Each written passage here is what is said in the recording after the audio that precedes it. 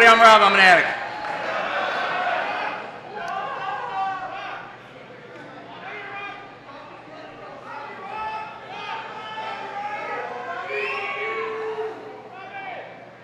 Give me just a second here. God is good all the time. It's an honor to introduce our speaker tonight. It's been a big part of my life. He showed me to the rooms in Narcotics Anonymous. We've been through a lot together. It's been a full circle. I grew up with them. I used with them, and we got clean, and now we're clean together.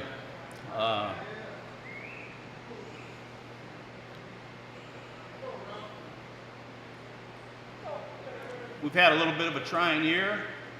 We lost a friend due to this disease, so we've been able to try to get through this together. And he's been a big part of my life throughout that process.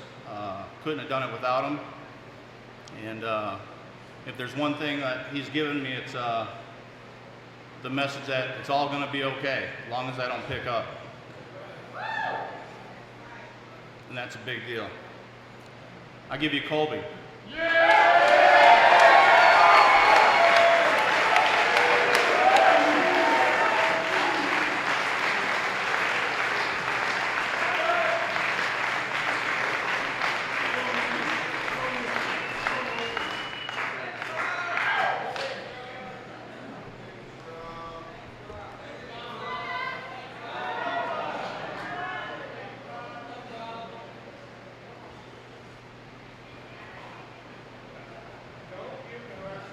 My name's Colby and I'm an addict.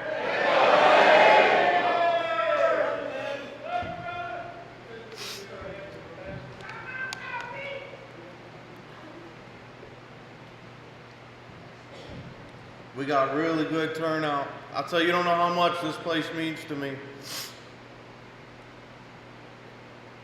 I want to thank, really, right off the bat, I want to thank the convention committee. It's really an honor. If you knew, what a nightmare you've made the last 9 months for me since you called me. Am I too loud? I love you too. This convention, Camp Mac, the Camp Mac staff, anyone who served on the convention committee, anyone responsible for making this happen. I want to tell you, this is such a special weekend. I look forward to this every year. This is like an addict's Christmas.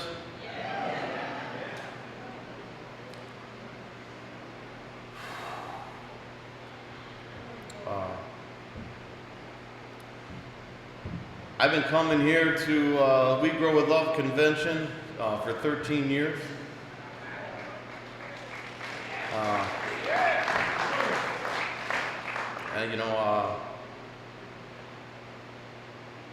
I came the first 2 years, I wanted to check it out, and I got snored out of a lodge. I wanted to stay in the lodge, and your people snore.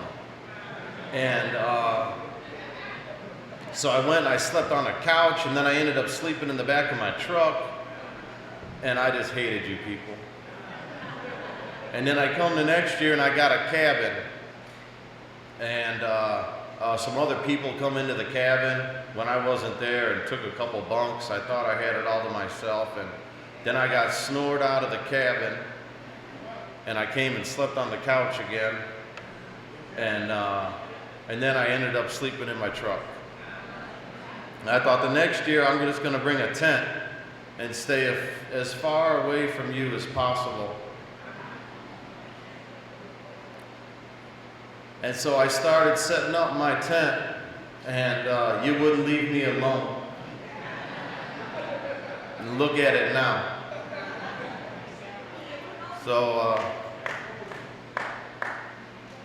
all those tents down there, the Camp Colby, that all grew out of one addict trying to isolate.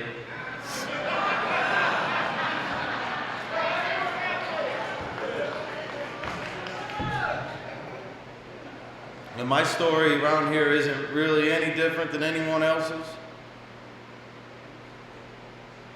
I grew up in a really decent family. My parents were together. I had a brother and sister. We lived in a house. We were upper middle class. And as far back as I could remember, I felt different than everybody else. I didn't feel like I was a part of anything. I didn't know why. I always felt different.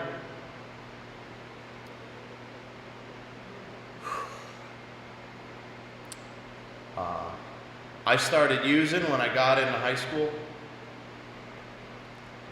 And for the first time, I felt I was a part of something.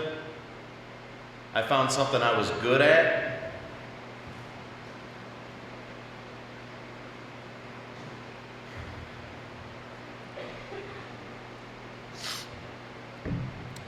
My using continued and caused me a lot of pain. I went into treatment at 19, where I was introduced to Narcotics Anonymous, and I didn't stay clean. I continued to use, and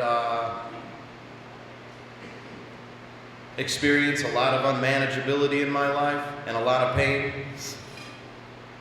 And I thought I had had enough. And I had remembered when H&I had visited my treatment center, and I thought maybe that Narcotics Anonymous could work for me. So I went and found an NA meeting. I was living in Lafayette, or West Lafayette, and I found a meeting and they told me what to do. I think I put together about 30 days. And then I went back out.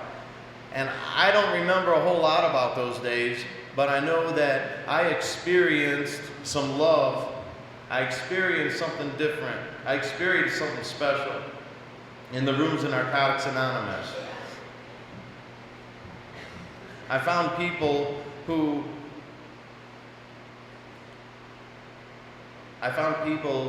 told me I was all right and I didn't have to get high. And you know, I was in and out. I was in and out of the rooms of Narcotics Anonymous for the next 4 years. And I don't know why I didn't stay clean. I was unwilling. I didn't have the pain yet. I didn't hit bottom, whatever you want to call it. I remember is that the people of Narcotics Anonymous kept telling me that they loved me and that I always had a place there. You know, because I absolutely hated myself. And my using was out of hand. I had burned all my relationships. I was in so much pain that I didn't really know what to do. But I knew that when I went to Narcotics Anonymous, I could stay clean for a little bit.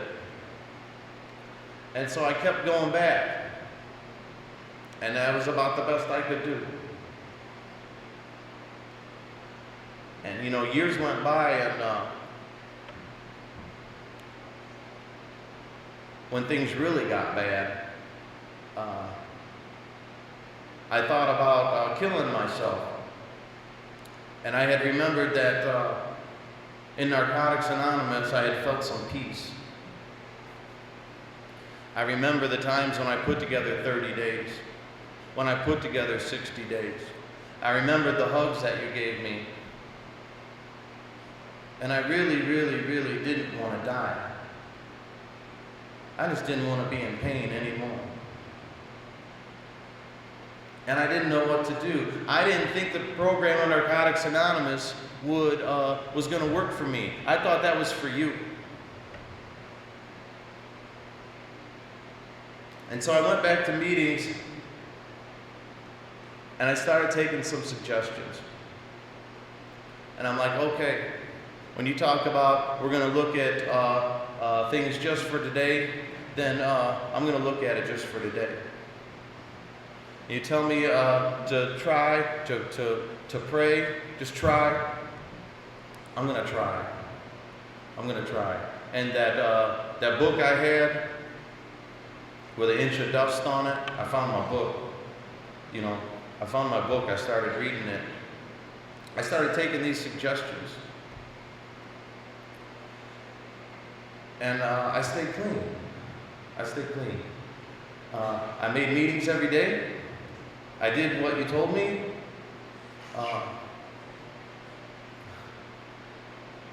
And life got really simple. I went to work. I made meetings.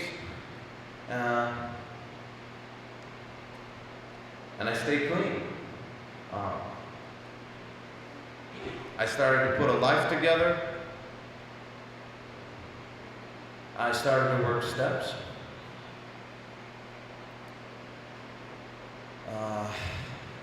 I got married. We had a baby.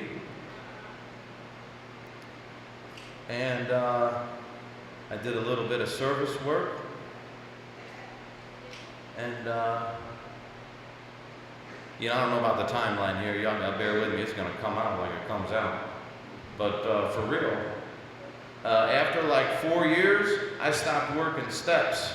And so, you know, what did I do? I just kept coming back, okay? Because that's what I knew to do. You know, but I started, you know, like flashing my NA badge around. Because that's what I did. You know, I became a prick, pretty much. Because I was unwilling to be honest. And I was really miserable. But I kept coming back. I kept coming back. I kept going to meetings. I kept going to meetings. And I knew something wasn't right. And I thought that I was just in a funk. I thought I was in this phase where, like, I'll get through it. I stopped applying the principles that had worked early on. You know, like I thought I was going to use, but I know I didn't really want to use. So I started sharing that with, not the people I was supposed to share that with, but I started sharing that with, like, the people that would tell me I'd be okay. You know, and, so I relapsed for 7 years. And relapse is a part of my story, it doesn't have to be a part of yours. And I was in and out again for a few years, and then I come back after I wanted to kill myself again, and I remember the peace that I had in Narcotics Anonymous, and I really, really wanted help. I wanted help, and you people accepted me back. You people accepted me back every time, and showed me and told me that this is where I would find the love, that this is where my solutions were at, and that it worked for you, it could work for me too. And I started working the steps in Narcotics Anonymous.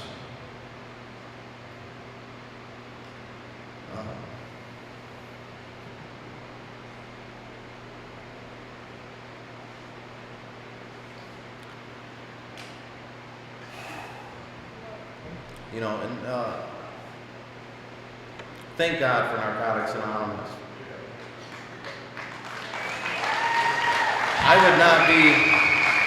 I don't believe I'd be alive today without NA. I wouldn't be married, that's for sure. I probably wouldn't live at home with my kids. The first step tells me that I can't stop. This thing is so powerful and slick. I will never beat it. And any time that I think I got it beat, I'm insane.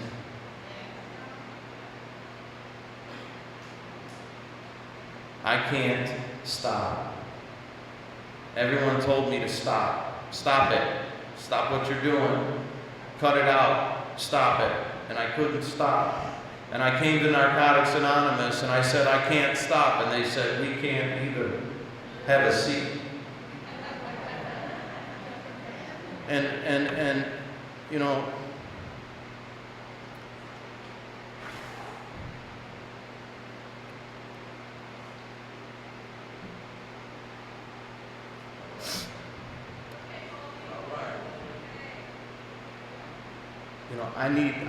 I need your love, man. I need help. I need help, man. I need Narcotics Anonymous. Without Narcotics Anonymous, without you people, without the 12 steps, I am screwed. I got nowhere to go. I've tried everything. If there was an 11-step program out there, I would try it. This, you know,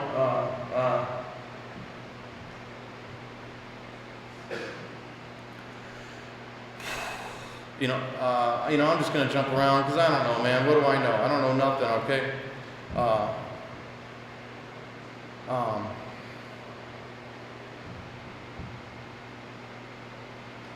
want to talk about how the steps have helped me, man. I wouldn't be married, I said. That's for sure.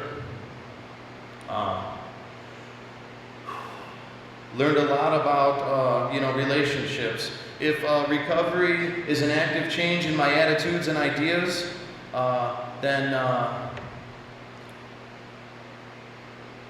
thank God for the steps. I really want to talk about the fourth step. Like the second step, my insanity. I continue to look outside of myself for things to fill me up on the inside, everything, fantasy about women, about loving them, fantasy about sex, food, power, the whole thing, especially control, especially in my own home. I continue to think that all these things are going to fix me.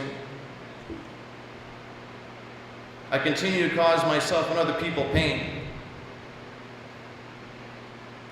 All that unmanageability in my life, negative consequences as a result of my behavior. And you people told me that God could remove that. God could restore me to my higher power. You told me that. The first time I felt that in the rooms of Narcotics Anonymous, I felt something different. I felt some love. I used the rooms first. I didn't know about God. I didn't know about a higher power.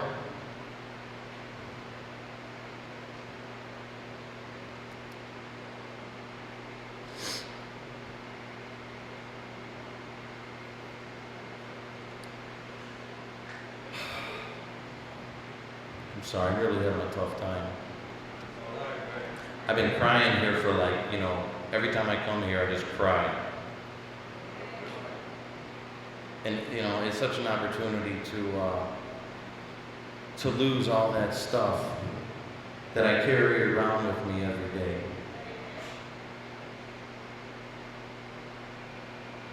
I think that I'm supposed to be someone that I'm not. I think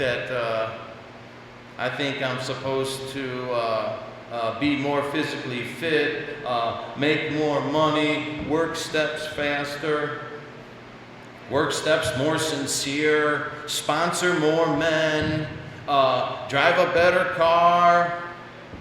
These are the false, attitudes and ideas that I carry around with me every day. And my disease uses them to minimize or maximize my importance, depending on, the time of the day. Because either I'm not good enough for what's happening and you're better than me, or you don't know shit.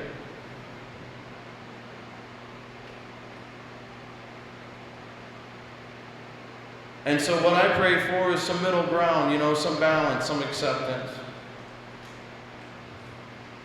That I don't have to constantly search for something to fix me.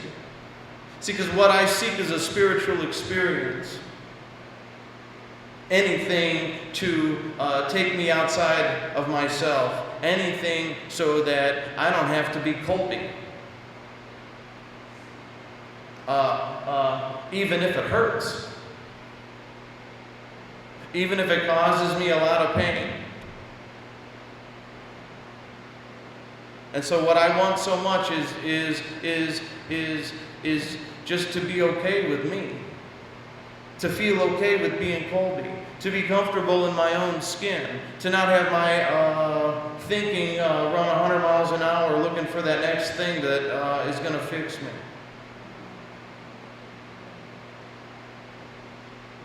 You know, I was sharing about this earlier today. I used to go home and pick a fight with my wife. I used to walk in the door from work and start picking her apart.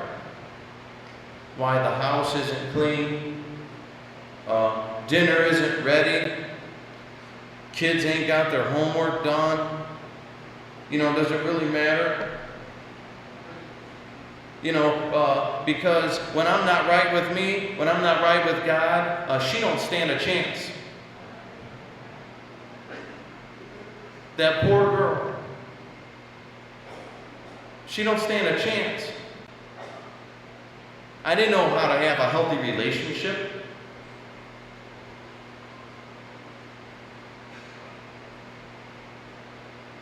You know, every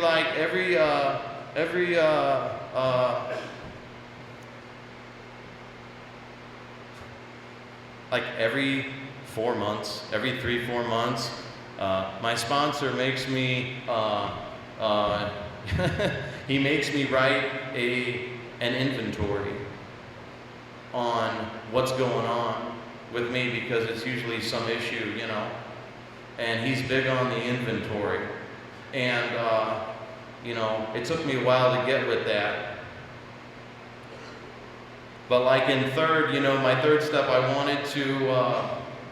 made a decision that I wanted this way of life. I wanted this way of life, you know, and so I made a decision to work the rest of the steps and do this. And I don't have anything to work on in 6 and 7 unless I do an inventory in 4 and 5. And he's, you know, great for anything specific though.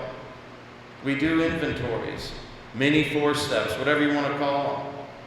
And so I'm doing this inventory on my relationship, you know, with my wife.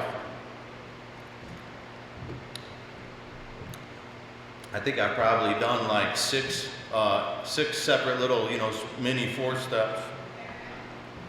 Just loves to have you right. And so, you know, I don't know what my role is at home. Only I want the benefits of being a good husband. I want the benefits of being married in a solid relationship, I want the stability. I want to share my life with somebody. Only when I walk through the door, I'm a jerk. Because I don't know what it takes to get those benefits.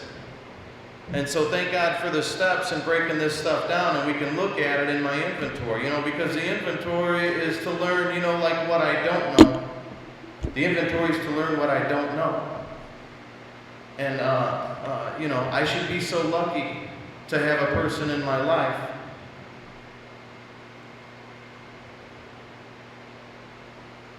I should be so lucky to be married and have a person in my life.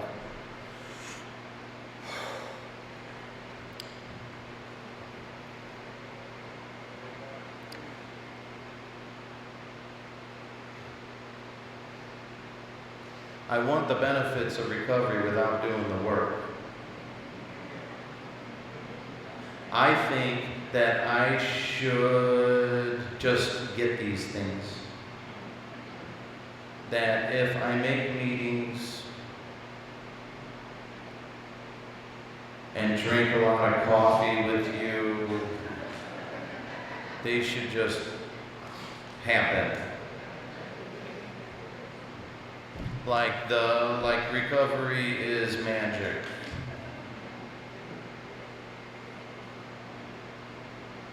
Only, there's nothing magic about this program. There's nothing magic about it. I call my sponsor every day. A lot of times I leave a message on his voicemail, but what I talk about is what I'm doing and how I'm feeling.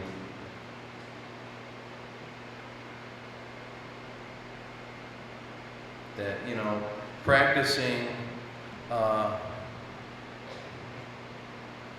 practicing this program, practicing these principles. I can't stay clean just doing any one little thing.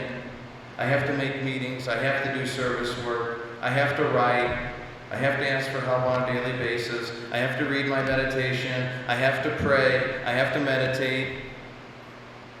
I can't afford to not take suggestions, because I don't want to die.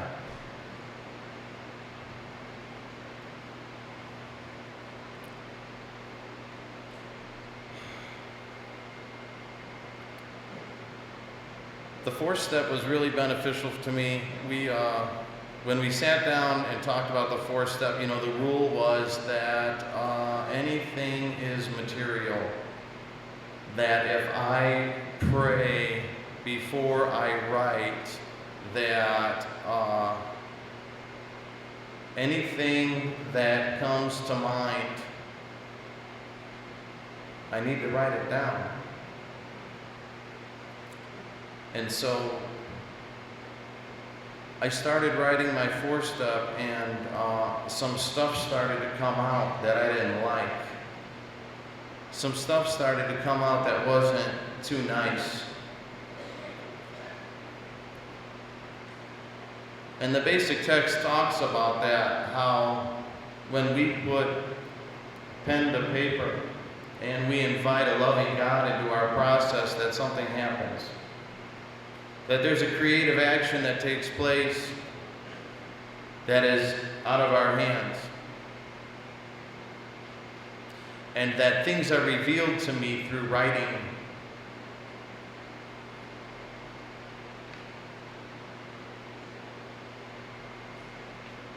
And talking about this stuff in 5 was an opportunity to build trust with my sponsor, and an opportunity to get a healthy perspective on what I'm doing and looking at my patterns, and an opportunity to reveal my attitudes and ideas that I need to work on.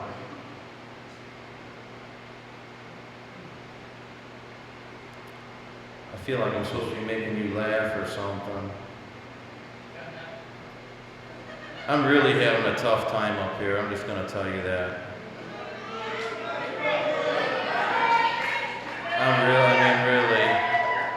Really.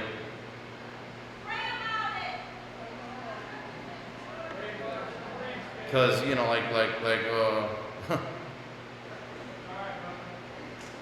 I've been praying about this all week.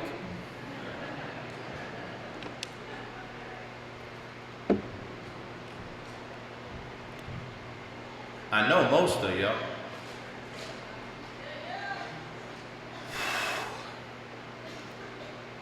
I'm just really scared that I'm not gonna be okay. I'm not gonna be good enough for you.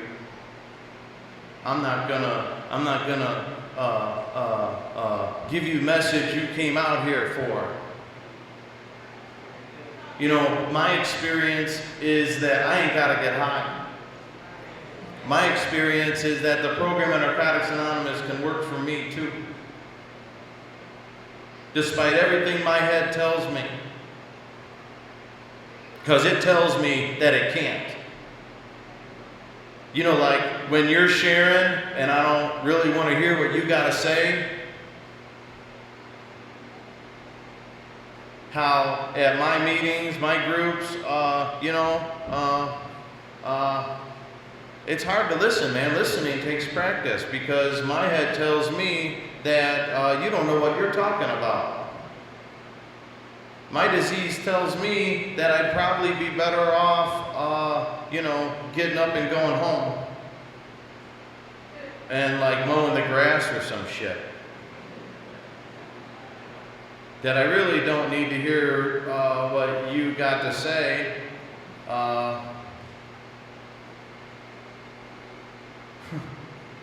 And it's insanity because God speaks through you people to me.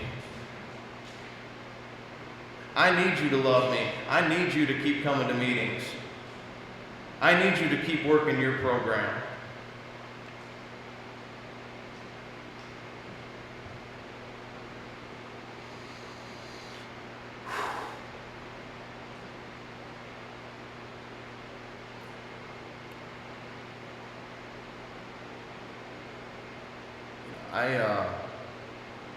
I had a few years clean, and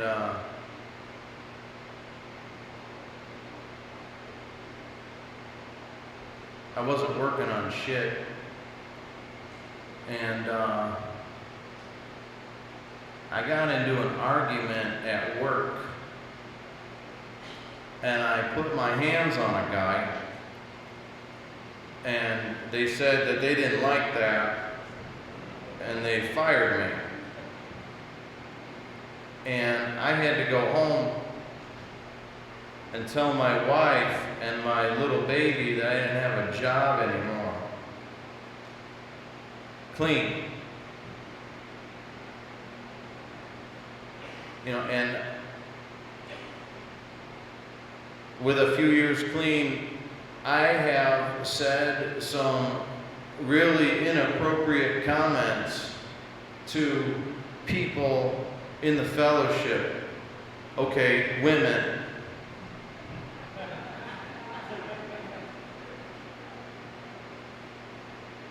That's how my disease comes out. And these are the things I get to work on with my sponsor, thank God. And these are the things that cause a lot of pain. A lot of pain. See, when I don't have my dope, I don't do so well. I don't do so well, man. And that's why I need the 12 steps in Narcotics Anonymous. To give me a set of principles to learn to live by. Because without that, I'm insane. I'm insane.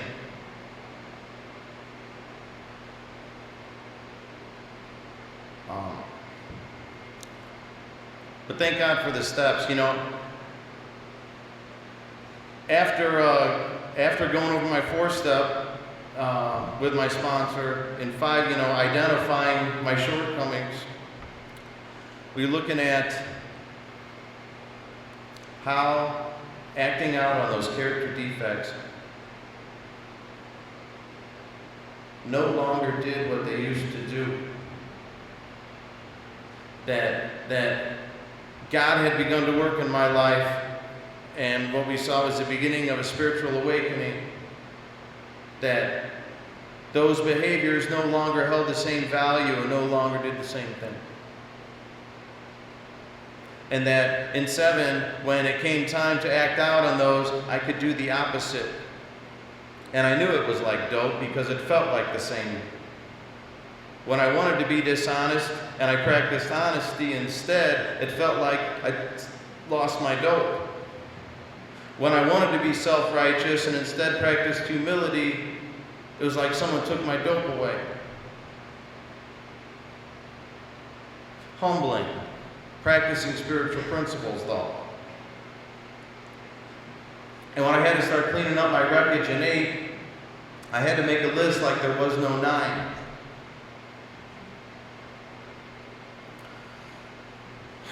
God, there were so many things I want to talk about to you people, and none of them are coming out. Oh man, I'm going to be sick.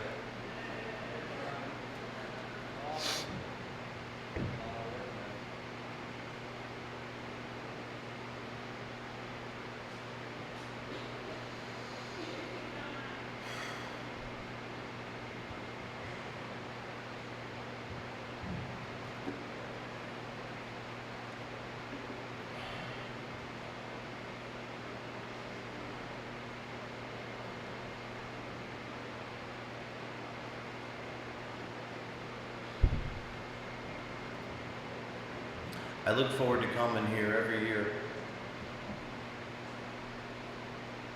It was an opportunity to get touched, to have my spirit touched by God here. You know, I really felt it.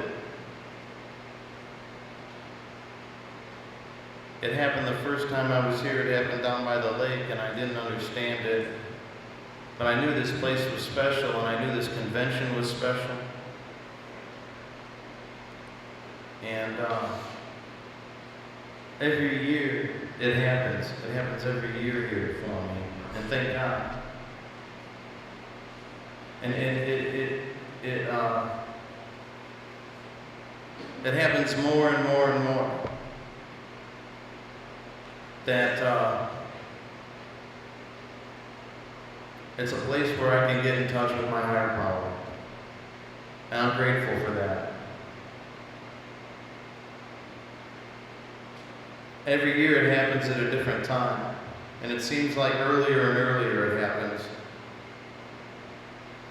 Like the next year, you know, I remember, you know, it was like, it happened to me when I was setting up my tent. And then the year after that, you know, I lost all my shit. I felt great. I felt so overcome with joy and gratitude that God would give me this gift of recovery and put me here this weekend. You know, I started to cry, and I wasn't even here yet. You know, I was like, you know, on the road here, you know, like driving down 15.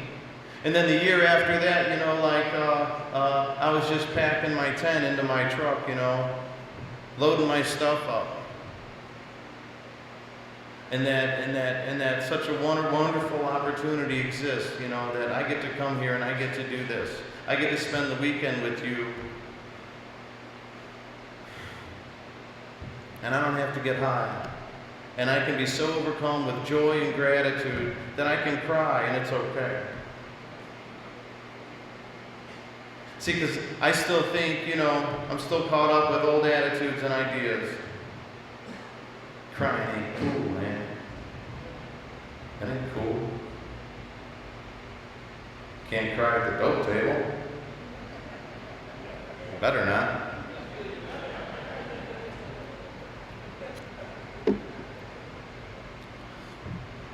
And you know, shedding those old attitudes and ideas are what recovery is about for me. You know, fantasizing about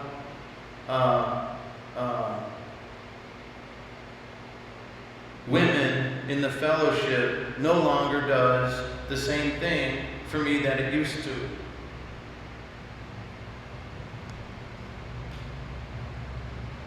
And thank God, you know, we can recover and start treating each other as spirits, man. As spirits. Where a woman's womanness, to me, isn't valued, you know, by the size of her bra or the size of her butt, but the message that she can carry. And that, you know, through working the steps, we can treat each other like recovering addicts with respect. That, you know, newcomers can come into the room and they deserve to recover, man. They deserve to recover.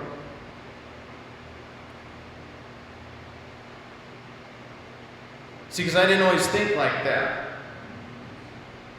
I was self-centered, and I thought that everyone existed and everything happened, and my job was to get out of it whatever I could.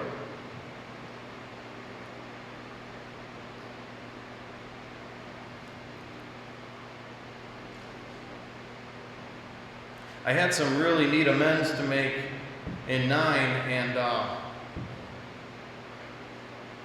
I mean, these were tough, man. I thought I would never be able to make them. I had hurt some people, and I thought that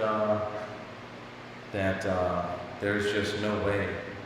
I had one where I just thought, you know, no one would forgive me for what I did to this person.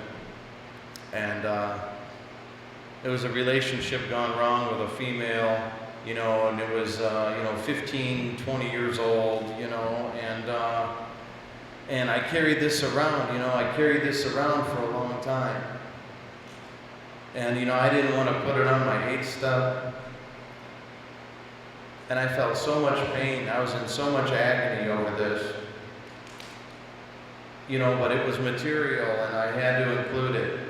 And if I wanted freedom from myself and freedom from my past, then these are the things that I'm going to have to deal with and do. That, freedom ain't free. And so my sponsor had me write the amends. Look at my role, take responsibility, invite a loving God into the process. Write it all out, and I read it to him. And we're like, okay. And I started the process of contacting this person. And I was in so much fear that, but I did it. I prayed and I did it. And I contacted this person, and this just goes to show you, I don't know what's going to happen around here. I couldn't even get the amends out. And I was forgiven. She's like, oh, that's no big deal. I dealt with that a long time ago. You were sick, I knew it. It's okay. I've done the same thing to people. But I carried this around for, 2 decades, man. Just pain, a lot of agony. And I never seem to know when and where my solutions are going to come from around here. And whenever I think I do, that's never the case. That's never the case. I just don't know. In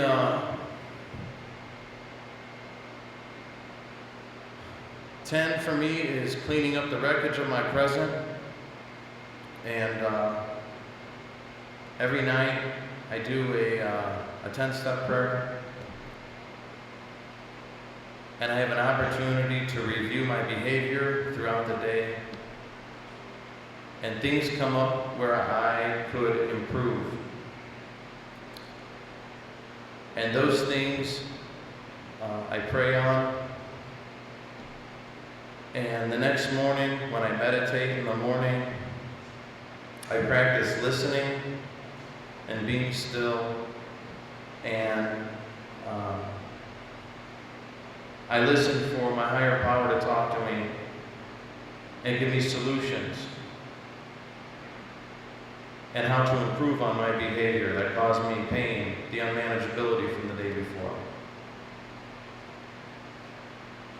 And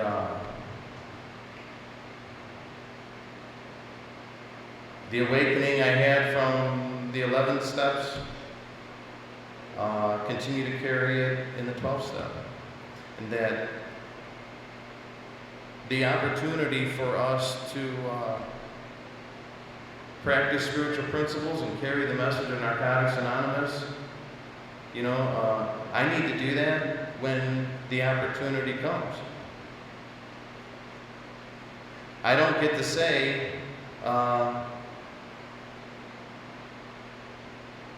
no to Narcotics Anonymous. I don't get to say no to carrying the message to helping another man.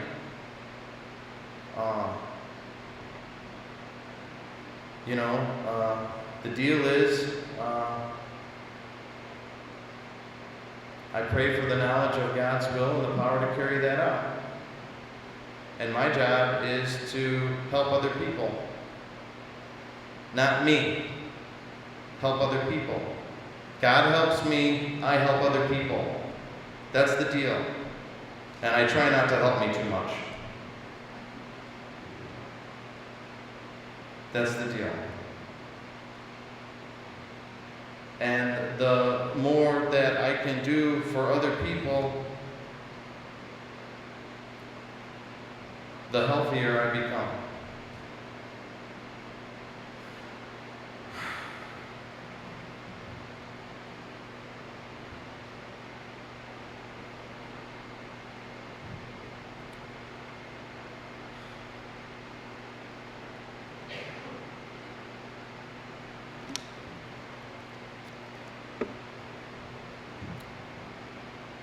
I wish I had a joke for you.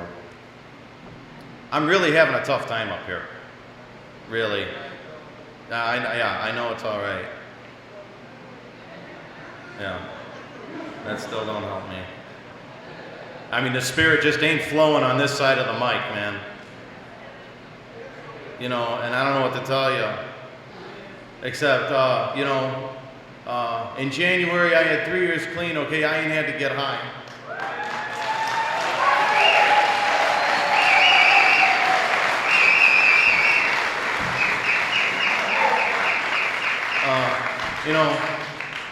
I work steps and write all the time, and I'm always working on something. In February, I quit smoking. I don't have to smoke cigarettes anymore.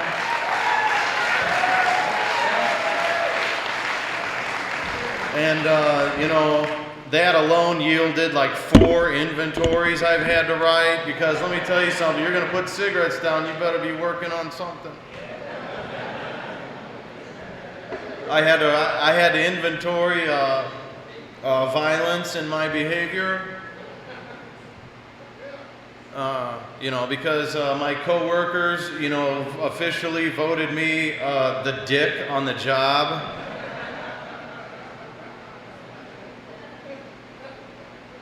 Okay.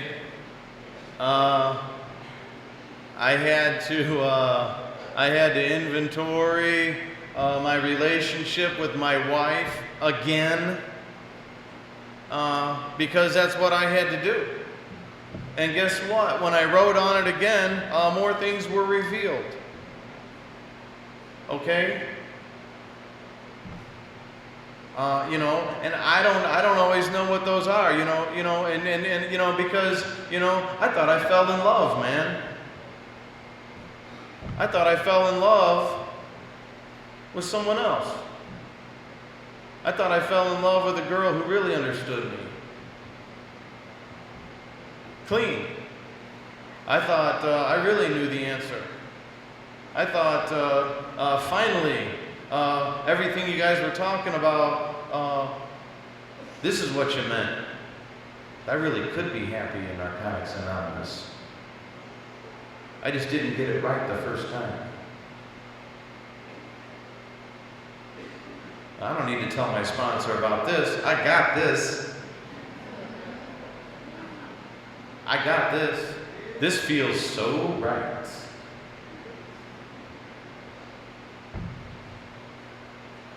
Insane. Insane, man. I didn't know this girl. I didn't know her. I knew what she wanted me to know.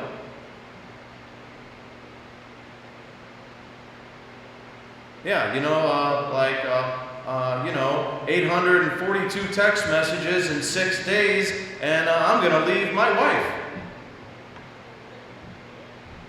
That's the disease of addiction. Only I don't know this girl, it turns out. I had to get honest. Man. I told my sponsor what was going on.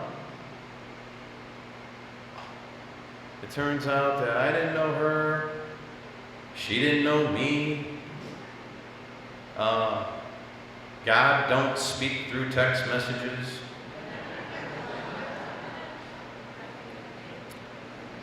Yeah, figure that out. That I had no idea what I was doing, and we had work to do. Yeah, that's the insanity that's come across my plate in recovery. fighting for, getting fired, losing my job, ready to leave my family, inappropriate behavior in the fellowship, and it's okay. You've shown me a lot of patience and tolerance, and you've shown me a lot of love. You've given me a place to go where I can get better, and you can share with me how you make mistakes and how you don't have to use. And because I listen to you. I listen to you. I watch you. I see what you do. I watch how you act. I listen to you. You're all I got. You're all I got, man. Alone, I'm screwed, man. I gotta get plugged into a power greater than myself. I gotta get plugged into this power, man.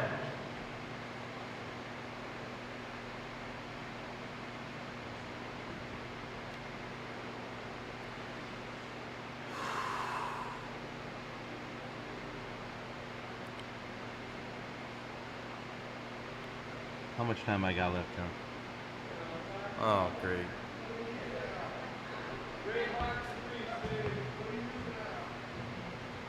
This is just coming out how it comes out. I had prepared to talk to you people.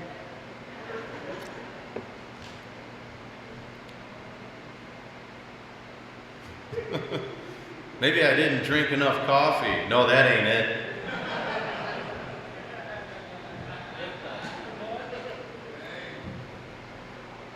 Really, I don't know what more to tell you, so I'm just going to wrap it up. I feel a lot of fear still in my daily life. I feel a lot of uncertainty. I'm scared to death of not being accepted by others. I'm scared of losing the people that I love.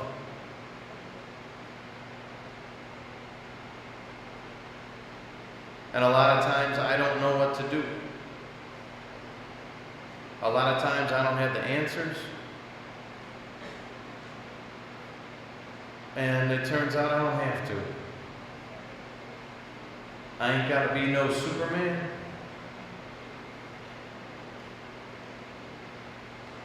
All I have to do is practice these principles to the best of my ability.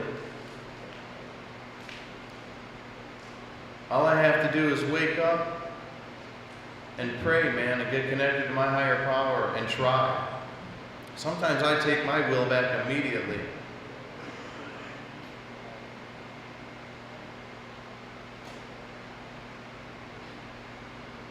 I don't know, man.